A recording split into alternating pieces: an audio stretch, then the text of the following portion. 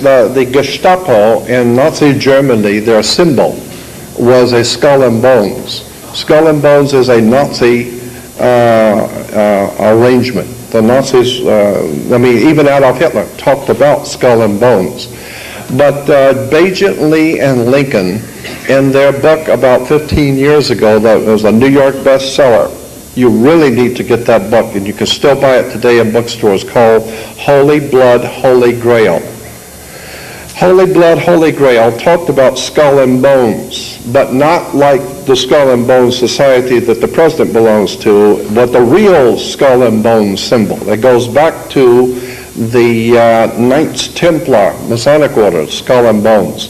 This is why on the Jolly Roger, the flag that the pirates used to have in the Caribbean, Pirates of the Caribbean, their flag was always a black flag because it was represented toxic, deadly. It was black flag, and on the black flag was a skull and crossbones. Skull and bones on the pirate flags represented the Knights Templars. The Knights Templars in the 9th and 10th century set up in Europe what we call today international banking. So the international bankers today in Switzerland, that's why the Pope has a Swiss guard.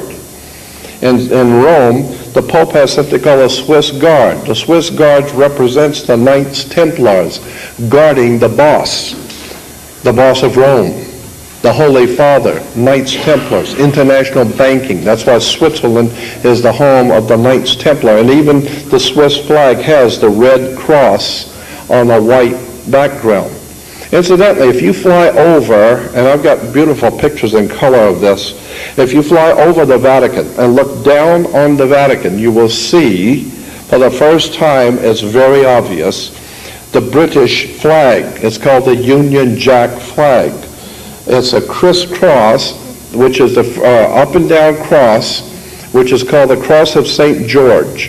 And behind it is a crisscross called the Cross of St. Andrew. You put the two crosses together, crisscross and the straight cross, and it becomes a double cross. And that's why the British have been double-crossing people for years. That's where the word comes from. We've been double-crossed. Double-cross goes back to British banking fraternities. The Knights Templars double-crossing the whole world. Switzerland, very interesting place. Switzerland has the Knights Templar cross. That's why today you have organizations called the American Red Cross, Wake Up Red Cross.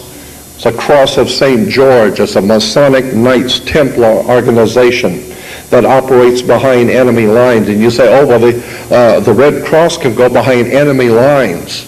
Of course the Red Cross can go behind enemy lines. They are the enemy. They're financing the enemy. They're financing both sides. That's why it's called the Red Cross, the Cross of St. George, which is the Swiss national symbol in Switzerland for the banks in Switzerland.